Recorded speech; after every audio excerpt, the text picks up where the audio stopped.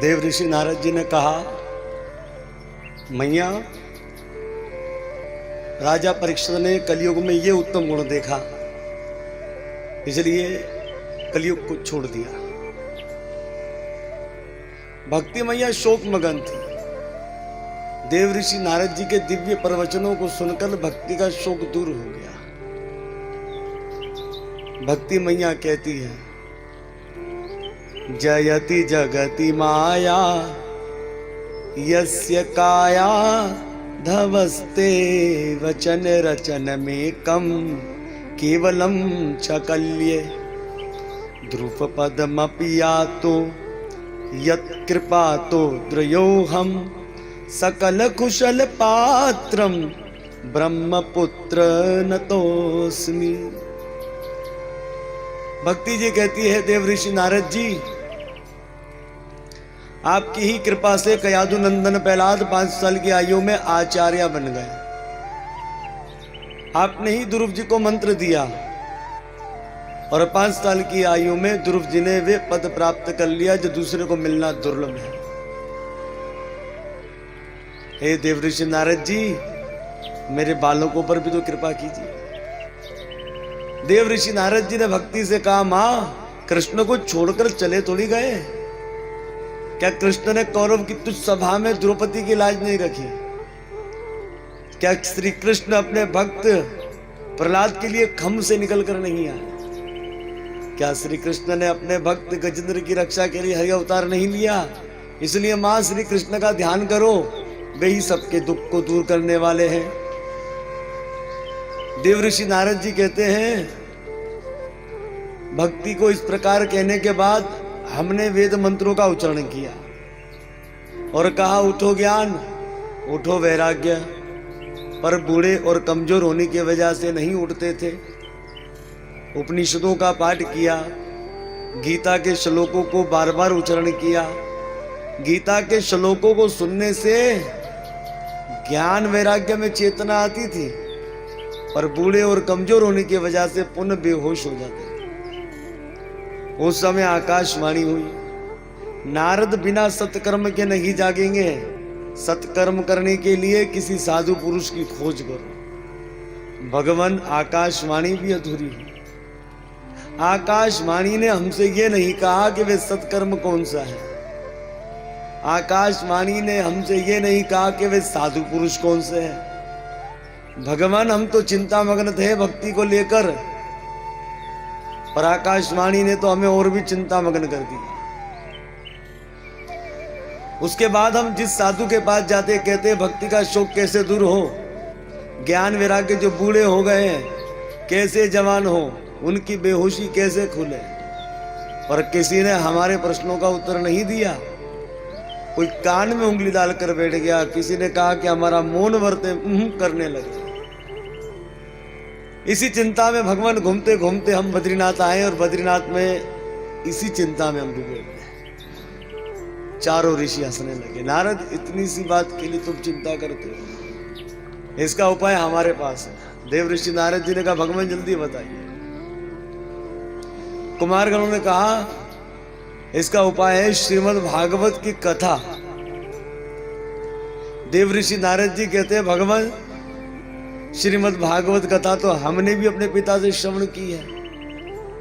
जब वेद सुना दिया, उपनिषद सुना दिया, इससे ज्ञान वैराग्य नहीं जागृत हुए तो भागवत से कैसे जागृत हो सकते हैं? भागवत भी तो वेद का अंश है। उस समय भक्तों, चारों ऋषियों ने कहा, श्रीमद् भागवत वेद का अंश है, लेकिन श्रीमद् भागवत वेद का पत्ता नहीं है, वेद की डाल नहीं है। श्रीमद् भागवत वेद का पका हुआ फल है। आम कितना मीठा होता है, आम के पेड़ का पत्ता भी मीठा होता है, आम के पेड़ की लकड़ी भी मीठी होती है। अब इतनी मीठी थोड़ी होती कि आम के जैसा मुकाबला कर ले। अब कोई कहे दिसंबर में आम खाना है, तो दिसंबर में आम तो नहीं मिलने वाला है। कोई कहे वो कथा में सुना है, पत्ता भी मीठा होता है, लकड़ी भी मीठी होती है। भाई मीठा होता है, लेकिन आम जैसा मीठा थोड़ी होता है। गन्ने के रस से चीनी बनती है, मिठाइयां चीनी से बनेगी, गन्ने के रस से नहीं बनेगी। दूध से घी बनता है, पूरी घी में सिकेगी, दूध में नहीं सिकेगी। इस तरह श्रीमद् भागवत वेद का फल है। ये सुनकर देव ऋषि नारद जी प्रसन्न हो गए। देव ऋषि नारद जी ने कहा, प्रभु आप कथा कीजिए यहां बद्रीनाथ। उस समय चारों ऋषियों ने कहा, बात सुनिए, ये बद्रीनाथ है, यहां ज्ञान नहीं हो सकता क्योंकि ध्यान की भूमि है, नीचे चलिए। तो बद्रीनाथ से नीचे हरिद्वार है।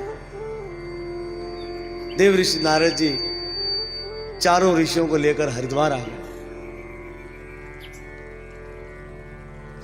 गंगा के किनारे सुंदर 4 बड़े बड़े आसन बनाए।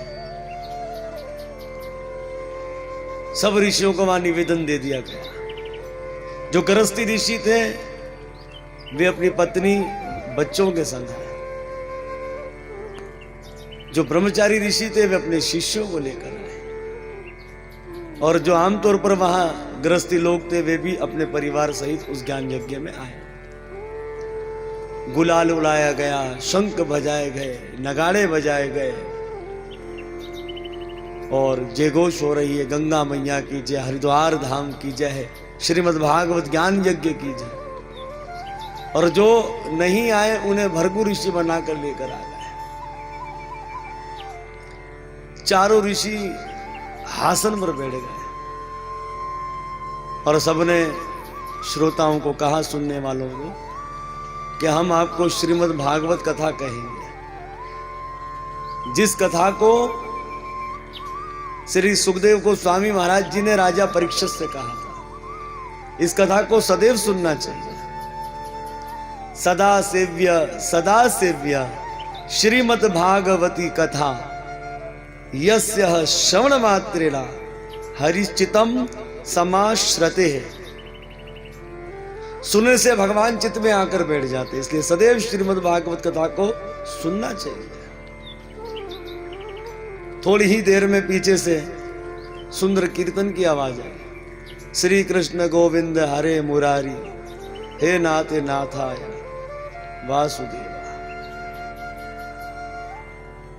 सबने देखा कि भक्ति उस पंडाल में थाता थैया कर नाचने लगी। जो भक्ति शोक मगन थी वह प्रसन्न होकर नाच रही है, और जो उनके पुत्र ज्ञान वैराग्य बूढ़े हो गए थे वे जवान हो गए।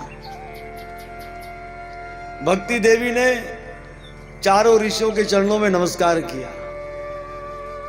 भक्ति जी ने कहा, हे ऋषिवरों, आपने सबको यहां पर आसन दे रखा है, मैं कहां जाकर विराजूं? उस समय चारों ऋषियों ने कहा, भक्ति देवी, जितने श्रोता यहां पर विराजमान है उन सबके हृदय में जाकर बैठ जाओ, पर अकेली मत जाना, अपने पुत्रों को लेकर जाना, ज्ञान वैराग्य। जो लोग भागवत कहने और सुनने की इच्छा को जागृत करते हैं, भक्ति उनके हृदय में आकर बैठ जाती है, उन्हें शक्ति प्रदान करती है। देव ऋषि नारद जी गदगद हो गए कि श्रीमद् भागवत की कथा ने भक्ति के शोक को दूर कर दिया, और ज्ञान वैराग्य जो बूढ़े हो गए थे, बेहोश थे, वो जागृत हो गए। देव ऋषि नारद जी ने चारों ऋषियों के चरणों में नमस्कार कर कहा, भगवान, श्रीमद् भागवत कथा से किसी जीव का उद्धार हुआ? चारों ऋषि मुस्कुराने लगे। नारद, तुम तो जीवित प्राणी के लिए पूछते हो, श्रीमद् भागवत कथा ने तो ऐसे जीव का उद्धार कर दिया जिसने अपने जीवन में पाप के अन्यथा कभी पुण्य ही नहीं किया हो, और पाप करने के कारण अकाल मृत्यु प्राप्त हो गई, प्रेत बन गया। ऐसे पापी प्रेत का श्रीमद् भागवत ने उद्धार कर दिया। अरे जीवित प्राणी जो सुन ले उसकी उतनी बात ही छोड़ दीजिए।